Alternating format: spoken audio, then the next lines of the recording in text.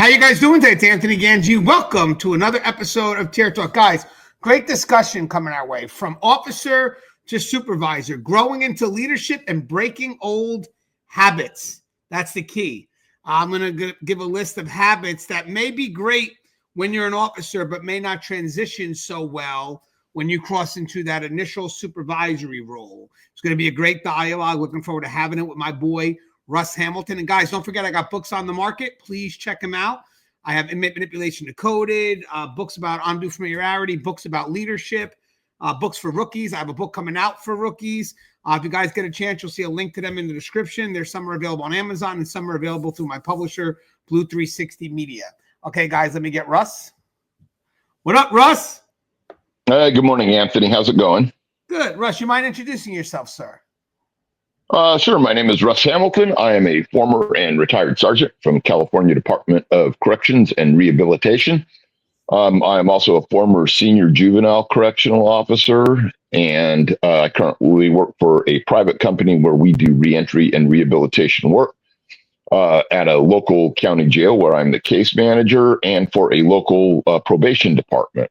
I'm also the founder of Keepers of Chaos, which is to be found on Facebook. And, basically, we serve as, a support for all of corrections personnel, training, content, history, and camaraderie.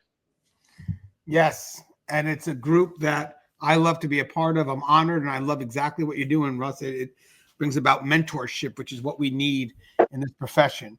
So this topic is about from officer to supervisor, growing into leadership and breaking old habits. So real quick in general, habits and behaviors that were strengths as an officer may not align with the broader responsibilities of leadership.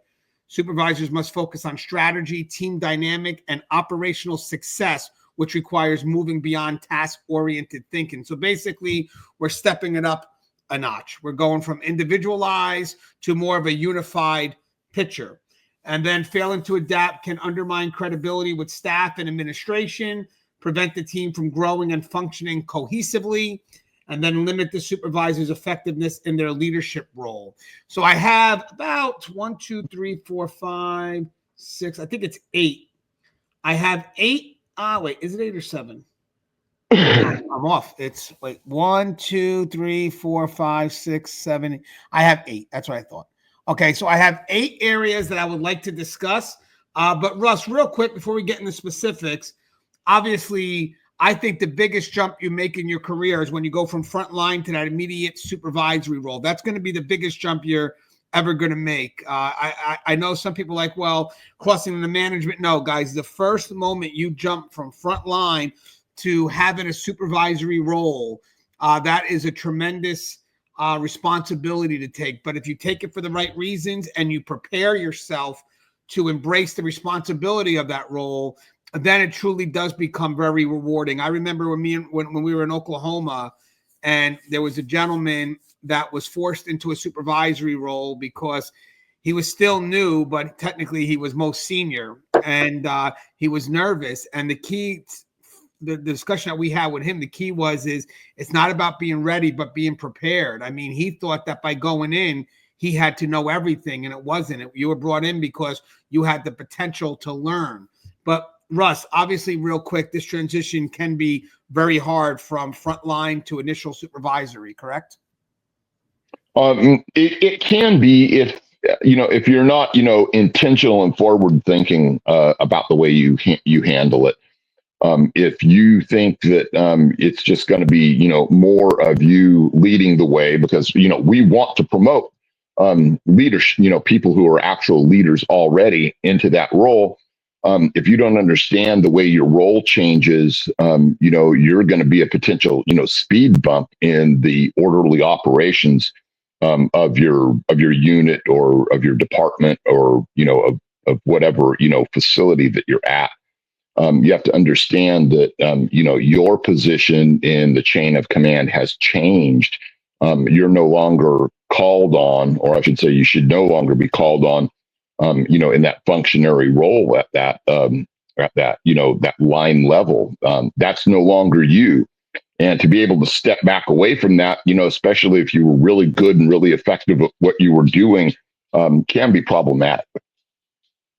Yes. Now, guys, when I introduce these 8 habits, we're going to kind of introduce them as absolutes. Now, granted, there is balance. And then when we have our bit of discussion on each part, through context, we'll discuss balance. But I'm going to introduce it as an absolute. So we're going to start from the extreme and then kind of bring balance. And I think that's kind of what we did with the rookie dialogue the other day as well. We introduced the absolute as a way for like to have an anchor, and then we kind of work in where some slight deviations.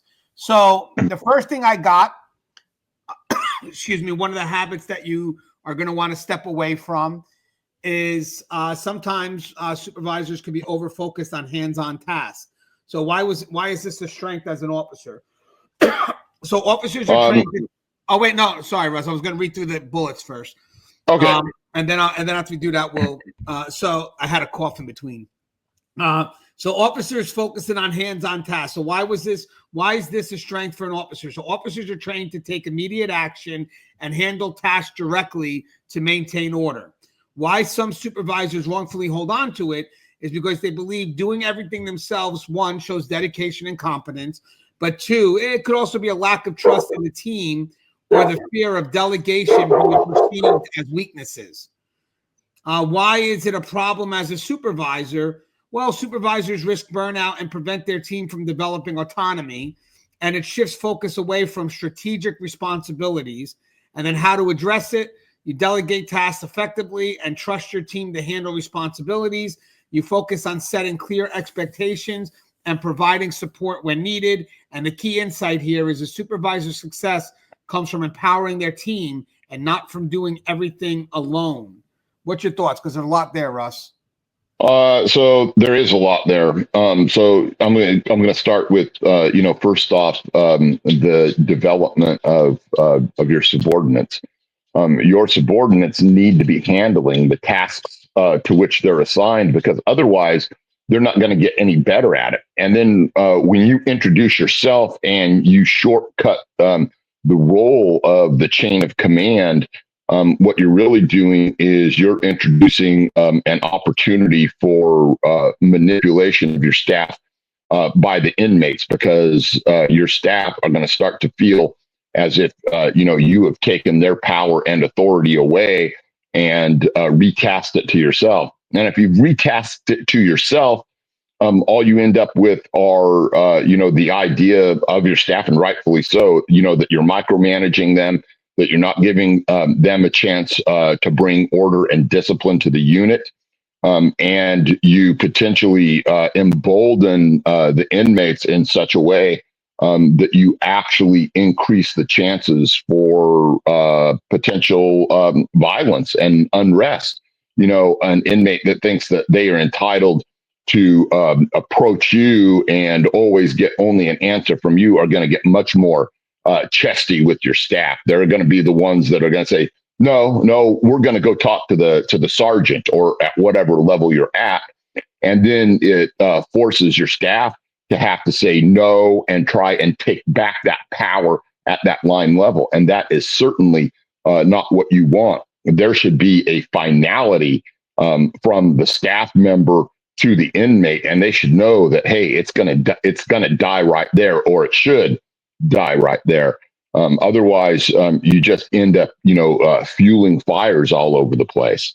And so I think that that's, one of the things that that you have to come to accept, that the way that you used to do things is not necessarily the way your staff are. They have a different set of the way that they do things because they're individuals, and you don't want to shortcut that process. Your way was not necessarily the best way. It wasn't necessarily the greatest way. It just happened to be your way. And so the fact that you're most comfortable with it puts you in a position where you're not being fair to your staff.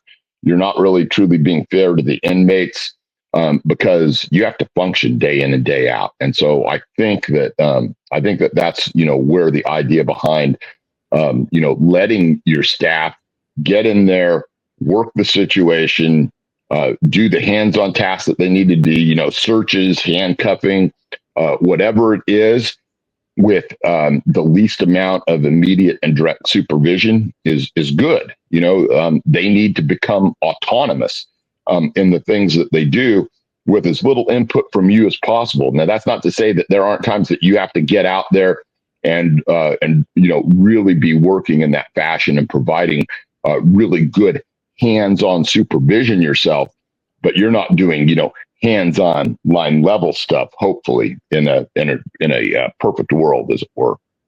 Yeah, and guys, I want to add something too. I think, and we're probably going to get to this, but I think we are when it comes to team dynamic versus individualized. But basically, when you're part of a team, it's the strength of the team and not the strength of the individual. And for me, I know sometimes people get promoted because they may have a strength in a certain area, and all of a sudden when they move up, they can't let go of that. And what I mean by let go of that is they can't delegate that out because they're just too connected to it, or they expect perfection, and they know they're not going to get it. And to be honest with you, part of delegating as a supervisor is like what Russ said. It's teaching people. It's, letting them get their hands a little dirty. And it's like, well, someone says, well, how do you know when to delegate? Well, I'm not looking for perfection. So, and also I'm looking for people to embrace the process, invest it. So I'm not looking for it to even be identical like I do it. So if I feel that I'm delegating something to somebody, I at least want to know that they're 70% capable of doing it. I'm not looking for the 100%. We could figure it out, but are they 70% able to do it? And another area that I would like to mention here when it comes to hands-on is, like Russ said, is about empowering. When you're the supervisor or when you start to move up, my big thing is, and I wrote it in my books, is I look to try my best to automate processes. And what I mean by that is I just want to basically empower individuals so they can solve problems themselves. That means if, they have to talk to other departments, talk with each other, just come give me the end result. And if there's a problem, and come give me what you tried before I go ahead and get involved. Because the problem is that I want facilities to get momentum. And momentum happens when there is no micromanagement. Momentum happens when you empower the people to do what needs to be done. And the only time they come to you is because maybe something is something is not within their authority to solve. That's pretty much the only time that they may need to come to you. Other than that, I always look to automate processes. So the more you're going in, rolled up your sleeves with your hands on, thinking that you're helping your people, you're actually not. I know some people like, well, I got to get in the trenches. That's to work with them, not for them. And there's a difference there. Sometimes you may have to help your people, and you may got to roll up your sleeves. You're understaffed, and you know what? Let me help my people. Let me roll up my sleeves, and I'll work with them. But the last thing you want is doing the work for them. That's the key. I remember an incident years ago where the officers, got to do their half-an-hour checks, and then the sergeant also has to do a cell-by-cell as well, at least once their shift. And some of the officers, when they saw the sergeant doing their cell-by-cell, the officer would say, okay, well, then I don't need to tour this half an hour because the sergeant's doing it. It's like, no, the sergeant is complementing the tour that you're going to be doing. You're looking for things different than what I'm looking for. I'm moving things through a little bit quicker than you need to be. So my tour is my tour. It's a tour that I'm doing for me, not for you. You still got to go ahead and do what's expected of you. So again, the hands-on approach, I truly agree that's a hard thing to let go of, especially if it's something that you love. But with that said, sometimes it's also good that you let go of it a little bit, because then you could find other areas to grow in. All right, so let's get to the next one. This is important, Russ. Maintaining the us versus them mentality. So why was this a strength as an officer? Officers often develop this mindset to maintain authority and boundaries with inmates. And we talked about that, kind of like the extreme side of the universal precaution. Why some supervisors wrongfully hold on to it is they believe it's necessary to maintain control or avoid being perceived as lenient, and they fear of losing respect or authority by softening their stance. So when we're talking about us versus them here, I think they're talking about custody versus inmates, which I don't promote an us versus them mentality, but it exists. Why is it a problem as a supervisor? This mindset fosters division and can create tension within the team, and it prevents supervisors from building trust and unity among staff. I want to add another thing too. Us versus them can also be translated not just to inmates, but other departments, administration. So again, as a supervisor, you have to do your best to get rid of that us versus them mentality. How to address it: foster a collaborative and professional atmosphere within the team, maintain clear but professional boundaries with inmates, and key insight: leadership requires building unity and professionalism, not perpetuating division. So Russ, you got maintaining an us versus them mentality. That is something you have to let go of. Definitely. I would like to think you let go of that, or supervisors will try to discourage that to the front line immediately. But definitely when you cross into that supervisory position, you have to 100% shift from that mentality. Yeah, I think I wish this was like a little bit better explained by that. I think that, for me and for my staff, labels are important and labels are useful. I think that like when people throw out that because it's such a used thing, us versus them, that immediately, people want to attach a negative connotation to it. And I don't think that that necessarily has to be the case. We have to keep in mind at all times not only what our prescribed role is, but what the prescribed role is of the inmate. And I don't think that we, ever want to blend that. Now, if I move it from the position of, what's going on with the inmates, then it becomes much more apparently deleterious toward what's going on, especially when we're talking about other departments, when we're talking about teachers, when we're talking about, medical staff, when we're talking about, any other free staff and maintenance and things like that. Then we really have to focus on things from a viewpoint of teamwork. They have a job to do. The nurses have a job to do. I need to get inmates to them. And, I can't just pull out the tired old trump card all the time and just say, hey, guess what? Safety and security first. Because while that is true, it also, just works to obviate other things that necessarily have to go on. Because at some point, we have to get, through what we have to do in a safe and secure fashion to do the things that we also have to do that relate to safety and security, although not in a direct way. And one of those things is providing medical care. One of those things is providing education. One of those things is providing, some type of programming. And so if we're just, concerned and, and really just, only focused and obsessed with our little fiefdom of safety and security, then we're not going to be as safe and secure as we could be if we manage to get through and do all of those tasks and do all of the things that we really need to do to keep that facility safe and secure. So I think, it's worth examining and it's worth thinking about. But we have to, each and every one of us, inmates, officers, sergeants, teachers, maintenance, everything has to know their assigned role, has to know where they fit into the bigger dynamic of things. And it's just one of those things that we really want to work on in a way so that they feel inclusive of what's going on. And by they, I certainly mean other staff members that are not burdened with the badge. Yeah, now I'm going to say for the us versus them, whether it's inmates or whether it's the other departments, whatever it is, you don't want verse to be the default, because at the end of the day, we do need to have working relationships. We do need to have working relationships with the inmates. We also have to have working relationships with the staff, the different departments that work amongst us to make sure that we meet the other side of the mission, which is the rehabilitation side. So granted, officers are a big part of that.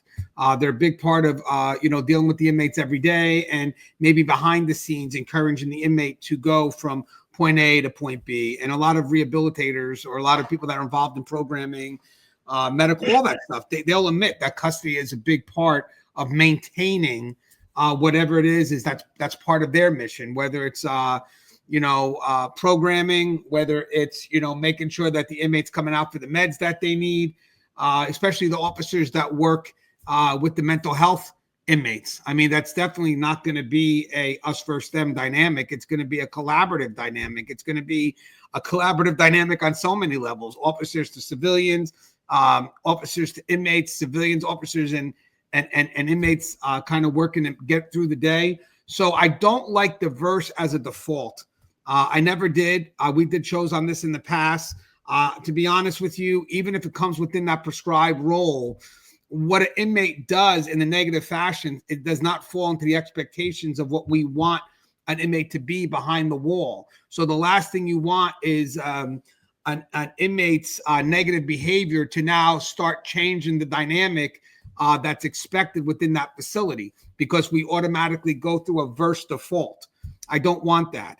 So with that said, I will encourage officers to kind of see past the incident. That's where senior officers can do that. Senior officers know that I got a problem with inmate Hamilton.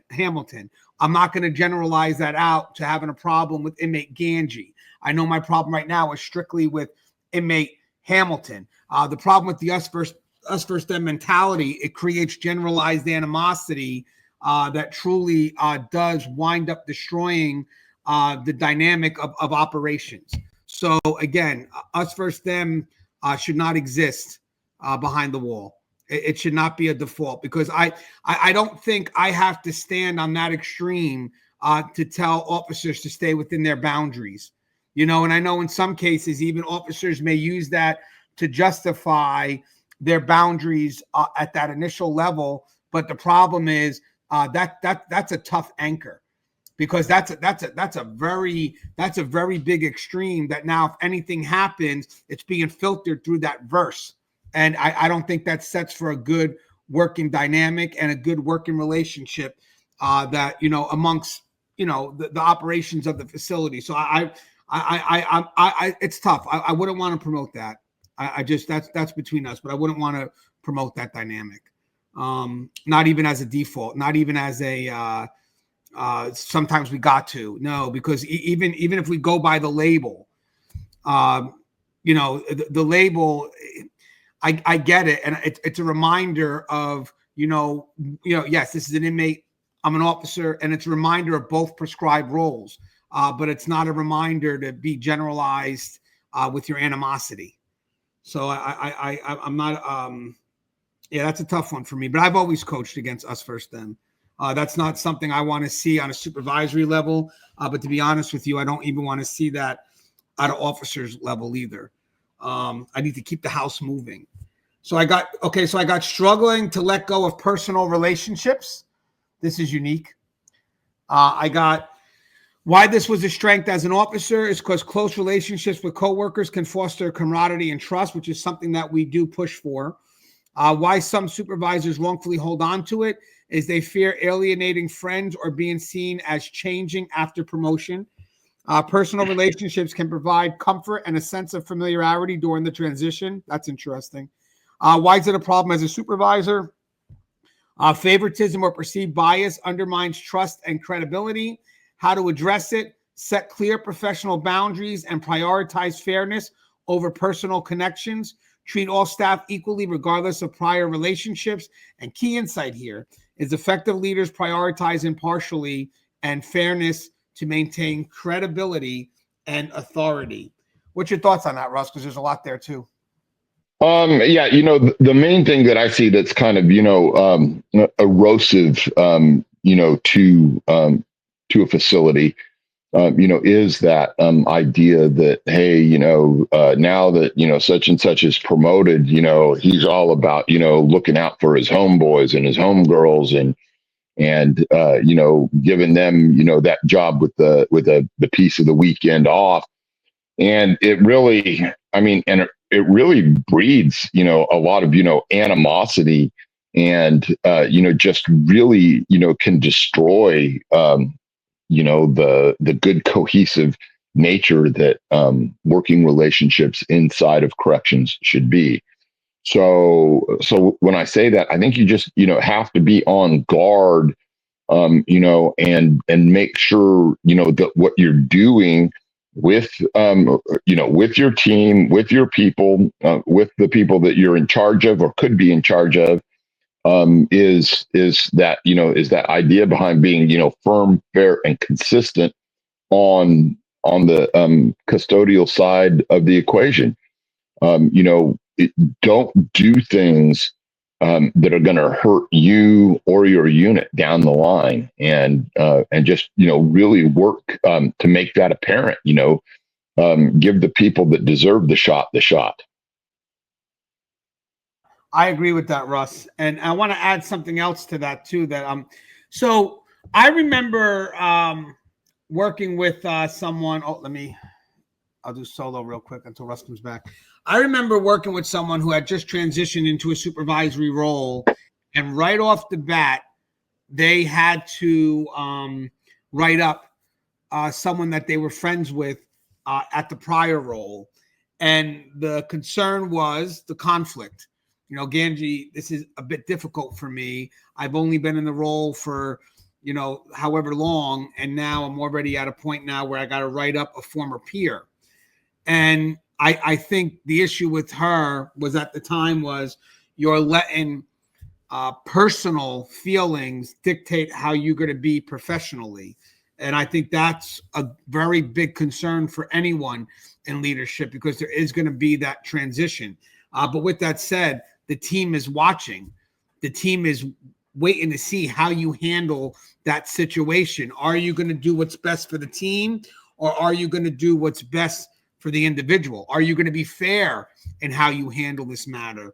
And the great thing about this all was it happened at the very beginning of her entering into that supervisory role. So that was pretty good, because now he's back. Because now that, you've gone through this tough obstacle, it never gets easier, but you're more prepared in case you have to do it again. But it's tough because there's a lot of people, and I've written this in my books in the past, where they kind of put, remember where you're coming from. And you know what? There's two ways you could take this. One way, the negative way, could be you're holding me back. You're making me look backwards, or trying to make me feel guilty for something that I need to do in this role, something that I'm responsible for, not just for, the agency or whatever, but also for the team I supervise.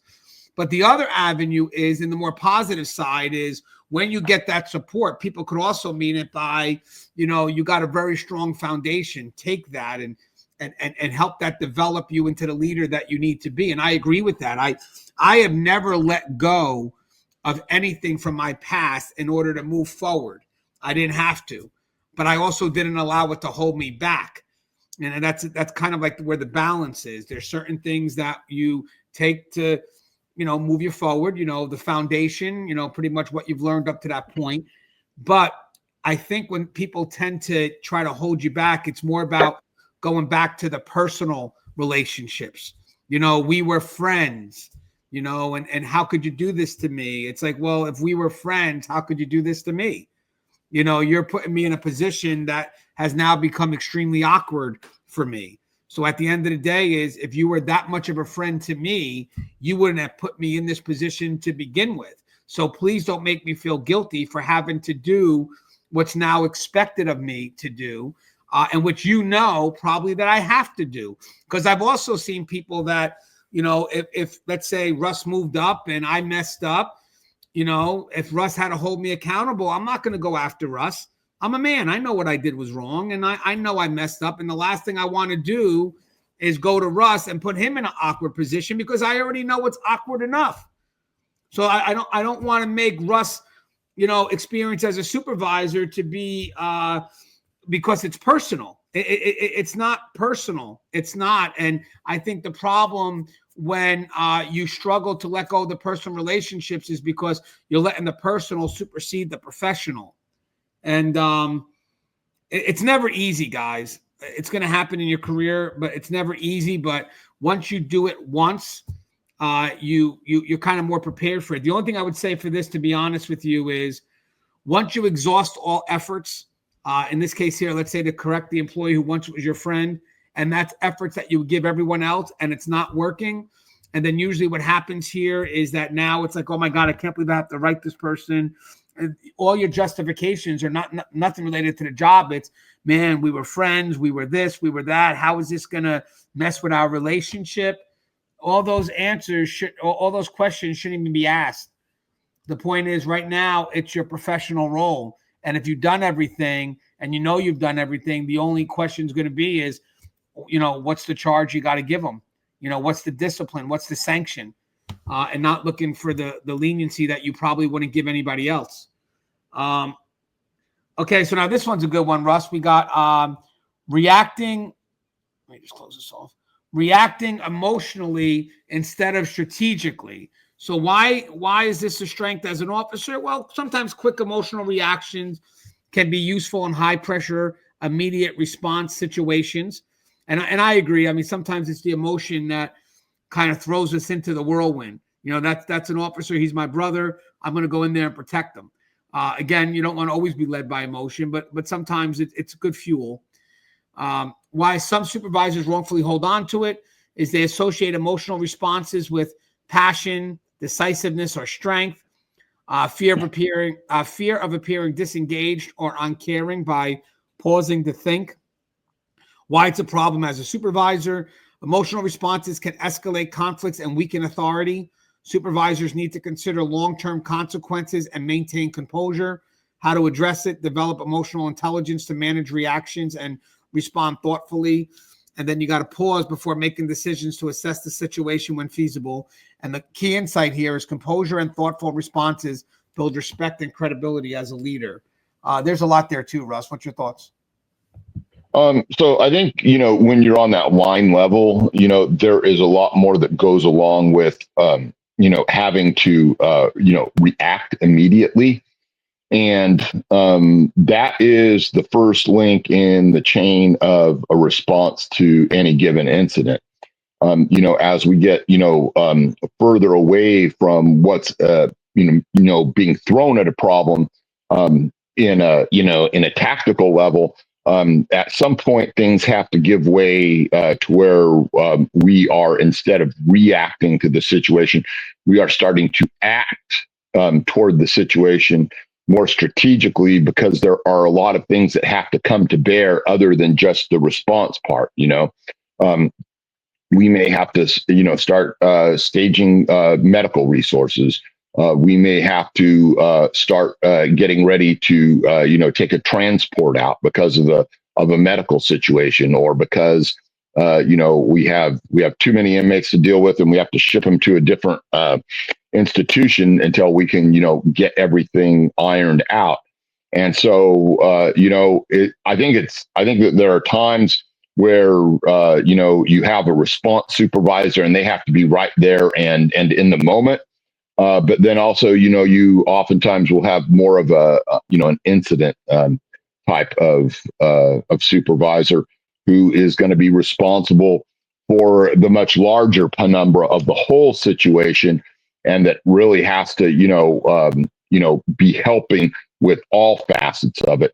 And so it's just a matter of, you're not able as a supervisor to be as focused on that one thing as you were as an officer who, hey, man, let's put this riot down. Hey, let's break this fight up. Hey, let's get over there and help our brother or sister out, who's down there fighting in the trenches.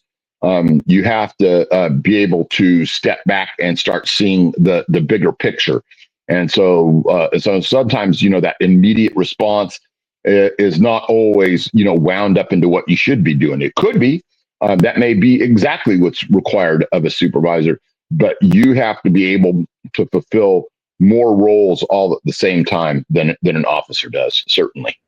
Yeah, I love that, Russ. And I just want to add, so the strategic side is obviously the long term, so obviously that's what the supervisors are there for. If the officers need to react, then the supervisors should be in a position, hopefully, where they can start piecing together what needs to be done to resolve the issue. So the officers react, and then the supervisor hopefully should be somewhere where they can look to bring about resolution, which is usually a little bit more strategic, a little bit more long-term. Again, that's if it's feasible. I mean, sometimes you got the supervisors getting into the mix as well, and not because they choose to, but because at that moment they have to. But technically, the supervisors are meant to be a little bit more protected because they have to come up with the long-term decision. I kind of feel like it's the quarterback sort of where, you know, you got to protect the quarterback to give him a chance to think in case he's got to throw some audibles. But, you know, with that said, you know, if you're not protecting the quarterback, then the quarterback winds up being a bit reactionary and only doing what the play demands, as opposed to really looking at the field and noticing that the play needs to adjust.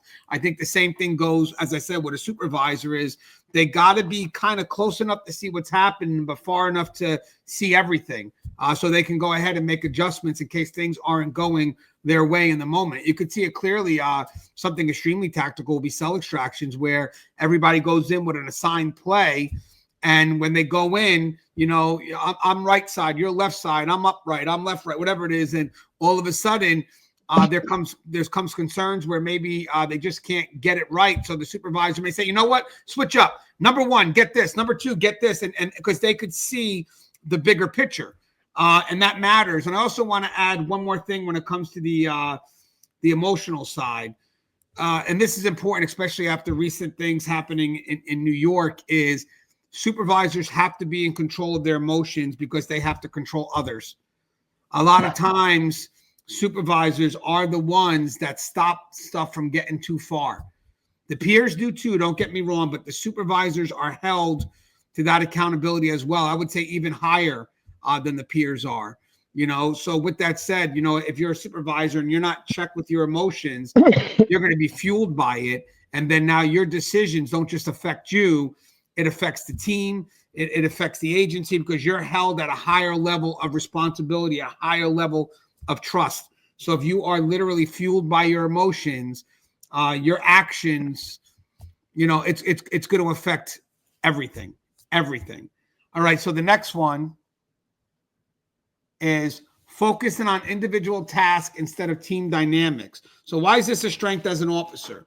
Officers are evaluated based on their individual performance and ability to complete tasks effectively. Why some supervisors wrongfully hold on to it is because they fear losing control over outcomes or believe team performance reflects poorly on them individually. Personal success feels more tangible than abstract team dynamics. Why is it a problem as a supervisor? Success as a supervisor is measured by the performance and cohesion of the entire team. Neglecting team dynamics can lead to low morale and operational issues. How do you address it? You prioritize team building, open communication, and proactive conflict resolution. Recognize and celebrate team achievement. What's the insight here? Is a strong team is the foundation of effective leadership. Russ, you've seen this in your career, correct?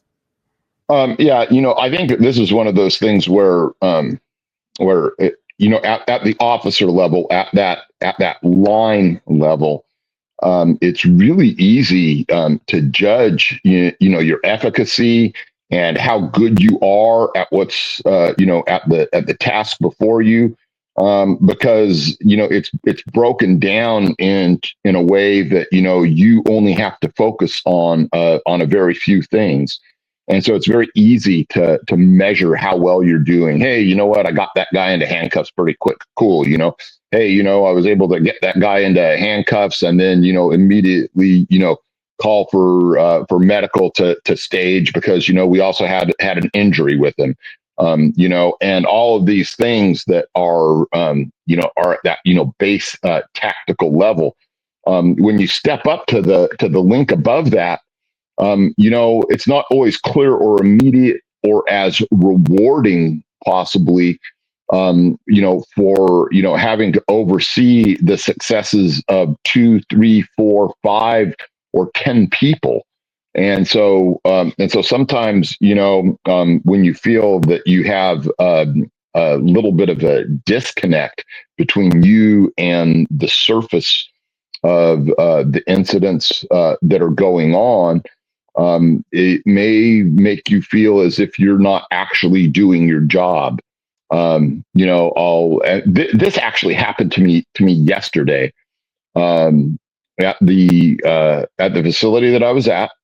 there was a code called for an inmate who was trying to commit suicide. And so, the alarm was sounded and people were rushing by. And I had never, except for, as a sergeant, but I'd never, as an officer, been there and just, had to stand by. Always tip of the spear, always trying to be the first one there, always trying to, be the impact player. And it was just odd because I had absolutely nothing to do except for to remove myself from the center of the hallway so that I did not impede the flow of the response. And it was a strange feeling. And I remember that, there were times as a sergeant that felt the same, because instead of being out there and, focusing on the immediate incident, which was already being handled, I had to start, thinking about the other things that were coming into play, getting people medically cleared, making sure that, people that were involved in the incident were filing their reports. And so there is a distance in that. And it can feel, even though it's not, it can feel like a disconnect between you and being able to be out there and in the thick of things, which at times can feel much more rewarding and natural. And Russ, I find this too. I think that when at the very beginning of someone's career, when they start excelling at certain skills and they start getting recognized for those skills, and they start becoming this person, this hero in these skills, whatever it is, people tend to want to hold on to that. And then, they love being on that pedestal. And then when they tend to move up, they want to remain on that pedestal. And it's like, it's not your time. So I think with the supervisors, you got to know, like, hey, you know what? I had my time. I was the person that was the best doing searches. I got tons of recognitions for doing searches, but now that I'm the supervisor, how do I lean on that legacy to influence people to kind of strive to be where I was, or even better? More importantly, even better, because what happens now is when the team gets recognized, I know, not to say for superficial reasons, but behind the scenes, there's always people asking, who's their supervisor? That's always being asked. So and again, I'm not saying that for superficial reasons. I'm not saying that as a motivator, but just to let people know, when you have a good team standing up there or a good employee being recognized for something great, someone is always in the background trying to find out who their supervisor is. It's always there somewhere. Again, that's not the reason why, but just to let you know. But with that said, I find that the biggest issue with this is usually people want to hold on to that recognition. They want to hold on to that record that they had. And it's like, no, you got to let the record go. It's no longer your time. I'm not really sports at all, but again, another sports analogy is I remember, and this is crazy, guys. I remember in high school, we had a lot of senior records up there, or just records. But they were records that were set in like individual things, football, basketball, track and field, whatever it was. And some of the people that were coming back, still following the sports, were people that have graduated from years ago, not because they were trying to celebrate with the school, but they were trying to make sure that their record's not broken. And it's true. Because then when you see the record being broken, if someone's at that game or someone's running that track where there's a possibility they're going to break that old high school record, you could see quickly the disappointment in the person's face who held it so long. And it's like, no, at this time, it's this person's moment. So again, I think for when you become a supervisor, I think if you were recognized for individual things, know that when you step into that next level, it's no longer about individualized recognition, which it should never have been. But at this point, it's no longer about that. And if someone is starting to go past you and what you've done, then you got to get behind them and you got to, push them too and work with them. And then also show them how what they do is part of the greater team dynamic. Because at the end of the day, the best thing is ultimately we do it as a team. So how does that skill complement the team? You don't want people, getting all these skills, but at the end of the day, they're isolated. But yeah, I thought that was interesting. Okay, now this may be a little bit controversial. This is why I introduced, because we have 3 more left. This is why I introduced this as we do it as absolutes. And this is where you have to find balance. So I'm going to provide you with something that's a bit absolute. I think me and Russ will know where it's coming from, but there may be a lot of people here that may be quick to judge it. Remember, guys, I'm introducing it as an absolute, and I know that there's balance here. But with that said, here it is. This is the one I thought would be a bit controversial, but I said, you know what? Let me give it a shot because I think this is valid. Being overly reliant on officer thinking. So why is this a strength? Okay, so officers focus on enforcing rules and maintaining immediate order. Why some supervisors wrongfully hold on to it is because they believe sticking to familiar practices feels safe or more efficient. Fear of stepping into unfamiliar leadership tasks like planning and development. Why is it a problem as a supervisor? Supervisors must shift their focus to strategy, leadership, and long-term planning. How to address it: focus on operational improvement, mentorship, and developing staff potential. Seek training to enhance leadership skills. Key insight: leadership is about guiding and supporting the team, not just enforcing policies. So I didn't want to limit officer thinking, by the way, just to reactive enforcing policies, but there is a level here where there could be a level of reactionary thinking, because I do see that. And the supervisor may be thinking more long-term. And sometimes the conflict you see between frontline and management or frontline and supervisor is usually short-term versus long-term, and the misunderstanding of how that gap relates to each other, ultimately from reacting to a problem to resolving one. What's your thoughts there, Russ? Yeah, there, when we're fulfilling different roles, those roles all have their place. And there's a time, to be really truly focused on that smaller picture, because that's what we have to deal with at that time and place. When you become a supervisor, you're necessarily, taking a step back from that, where you're starting to see a larger picture, and that there are things that you have to deal with that generally, officers don't have to, at least, not in the immediate or the more long-term aspects of any given incident. Things like liability, compliance, maybe with a consent decree, or whatever it is. This, that, and the other thing. And so one of the things that we want to be able to do is to be able to, focus on that larger picture. When people start to take, those next step backs, whether you're talking about, lieutenant or administrators, they have an even bigger view of the picture. And for them, their problem is just, exactly the converse opposite, because what they can tend to do is to lose sight of the smaller things in the picture, because they're focused on the borders of the thing. And so sometimes, they bite into that bigger picture thing and not realizing that, hey, there are some central things here that you can no longer see.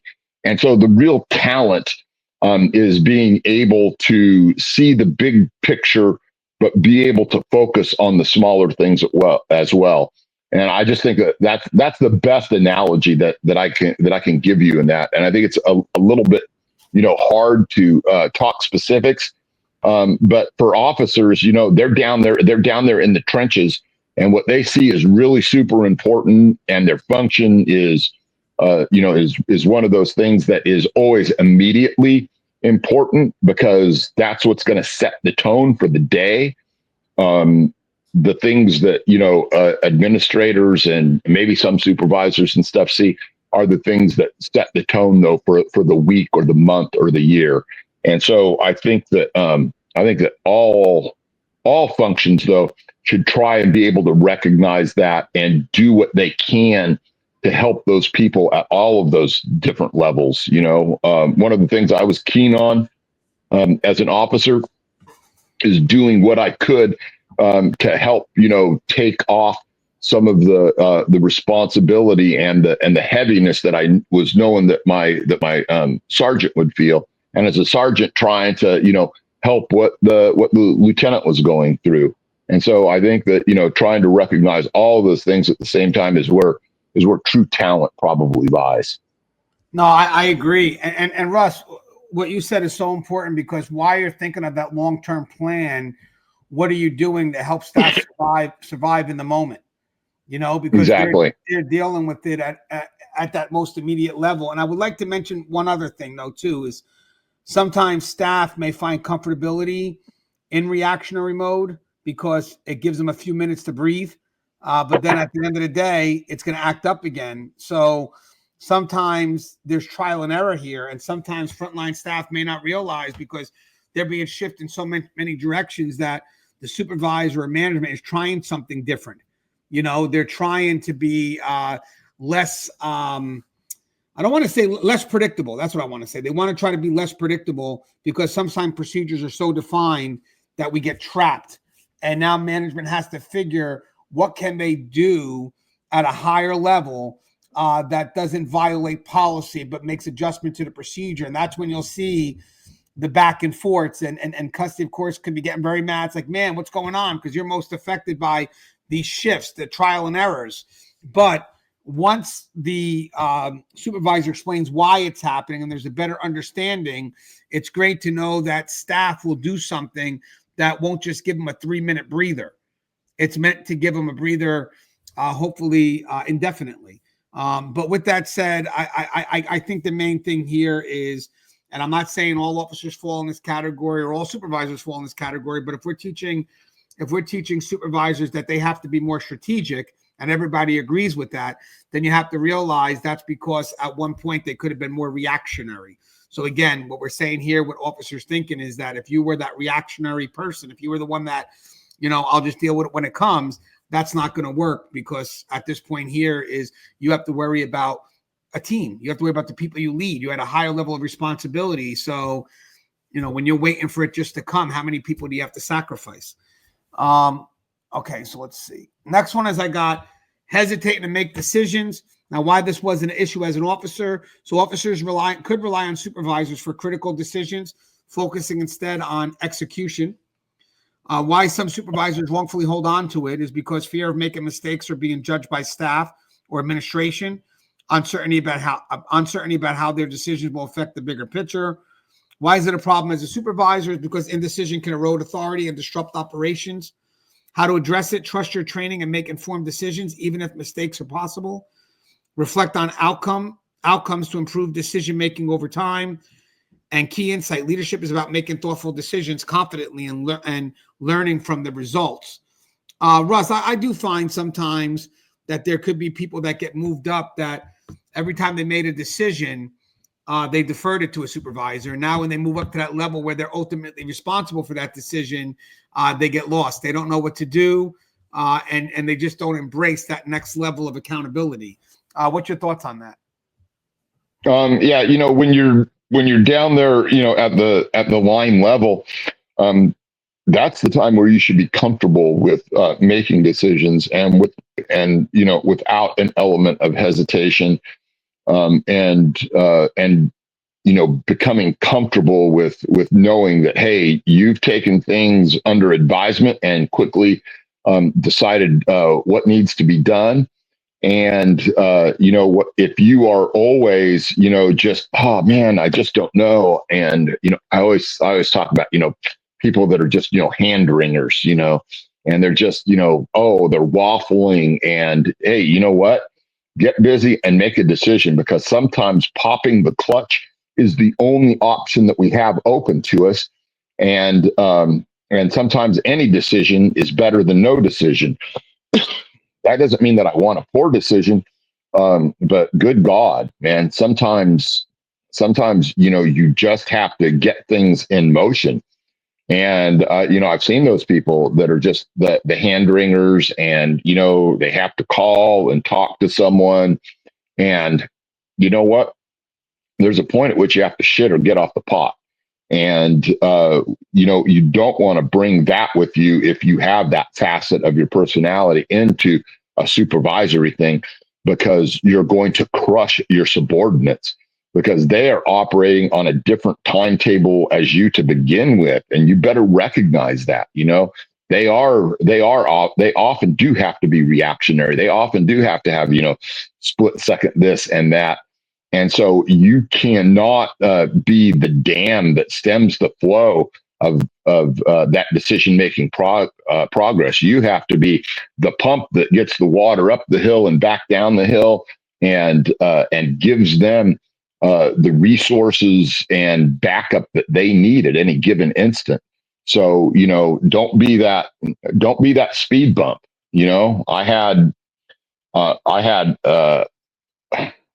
I even hate to bring it up, but I had this one supervisor that's all he could do is sit there and wring his hands, and it just became one of those things. I had one day where I had an officer calling for, I mean, immediate help. And you know what? I got up out of that office and got there in time, and things were cool. But the sergeant was, he was just like so focused on the process that all he could say is why did you not secure the door? I said, well, I didn't secure the door because there's nothing in here. What are they going to do? They're going to steal some paperwork. Versus the life of my brother out there. And, he just seemed to have these, cataracts that impeded him from being able to see the immediacy of the situation took precedent over everything, especially in that one situation. And that was just a real wake up call for me. Yeah. And you know what's crazy, Russ, as we share our stories, I mean, almost 30 years myself, a little over 20, 22, 23 years. There's so many moments. I mean, it's not just, it's just so many moments where we look back and we learn something from that we may not realize in the moment that we did. And then when we're looking to recall something, we realize, hey, wait a second, that actually was an important moment. So even sometimes we're going through something right now, guys, you may never know the value of the moment until you have to reflect back on it. I think the only thing I have to say for hesitating to make a decision is that you're now in a position to make a decision. I mean, we've discussed this multiple times on shows before. I mean, you're a supervisor now. You are both responsible and accountable for that decision, and you're responsible and accountable for no decision. So rather than make a decision, lean into it, slow things down as opposed to do nothing. People are looking to you now. And I will say, if you're looking to move up and you've never really made a decision that you felt like you could defer, you're not ready to be in that next position. You're probably not ready to be in the profession. But, this will definitely call you out. All right, last one I got, Russ, is underestimating the importance of communication. Why was this a strength as an officer? Officers often focus on task-specific communication rather than team-wide coordination. And that's more what I mean by lack of communication. It's more about, getting the task done as opposed to how that task has significance to the bigger picture. Why some supervisors wrongfully hold on to is they assume clear communication is implied over or unnecessary at their level. They fear of over communicating or seeming unsure by explaining decisions. And that's a good point, actually. Why is it a problem as a supervisor? Poor communication leads to misunderstandings, mistakes, and decreased morale. How to address it: schedule regular briefings and provide clear, consistent instruction. Force open dialogue and encourage feedback from staff. And the insight here is effective communication is the foundation of leadership and operational success. Remember, guys, communication at this level is what brings everything together. It's a stronger why that shows the significance behind the task. Your job is to connect the pieces of the puzzle, or else the team only sees their individualized responsibility, accountability, and consequence for their actions, as opposed to seeing where the bigger picture is and how all parts are affected by what they do. What's your thoughts on this, Russ? Yeah, I think in some ways that this last one at least may be the most self-explanatory. There's a lot of things that go into communications, and everything from training your staff and explaining the process, and talking about everything from alarm response to de-escalation, and doing all the verbal tasks, and then being able to get back on your computer and be able to write good, effective emails as if anybody reads them. And and being able to, do everything that you can at all of those levels of communication is really what's going to set you apart, because you have to be able to engage in so many different modes of it. Everything. I mean, everything from inspirational to your team, to disciplinary to your team, to making requests for whether it's training or resources, upstream from you. All of those things impact, and if you don't understand, the totality of what communication encompasses, then you're going to, cut off, important backups and resources for your team. You're not going to be able to train them effectively. You're not going to be able to discipline them effectively. And, you're going to become just a functionary role with something resting on your collar, rather than, something where you exhibit true leadership by being able to convey, the totality of your vision for your little area that you're in charge of. Yeah, and as I always tell people, my supervisors, your job is to translate buy-in. Your job is to translate how we all need to work together for the bigger picture. Because at the end, I think that as a supervisor, you got to understand the bigger picture, because you got to translate that why, so people understand that what they do goes way above just what they do as individuals, what they do as a team, but the needs of the house. And I think that's the key. I mean, yes, I'm a team leader, but I'm also subordinate to the needs of the house. So one is me as a team leader, one is me as just being members of a team. So how do I translate the bigger needs, the bigger, I'm not going to say, well, let's just stick to needs, the bigger needs of the house, so everybody sees the greater importance of what they do that goes beyond the individualized task. Hey, Russ, anything you'd like to say in closing? This is one of those things, and I've said it many times, that corrections is a thinking person's game.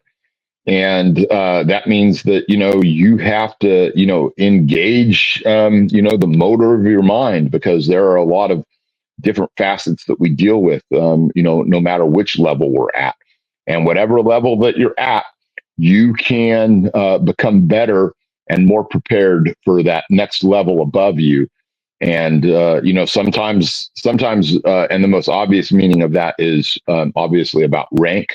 But it's also about leadership and preparedness, because there are a lot of officers that different supervisors and managers come to rely on, because their expertise goes far beyond that line level.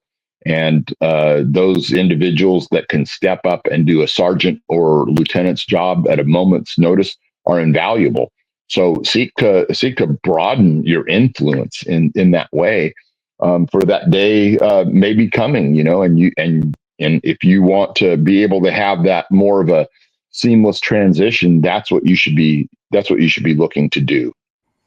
Yeah, and guys, that's for me, guys. This is a transition, the hardest transition you'll have to make in your career. So these are some of the habits you got to be wary of before crossing in. As always, guys, the show is Tear Talk. If you haven't, please subscribe, interact, engage, comment, hit that bell. Bell's going to notify every time I post a video. Stay safe. All right, Russ.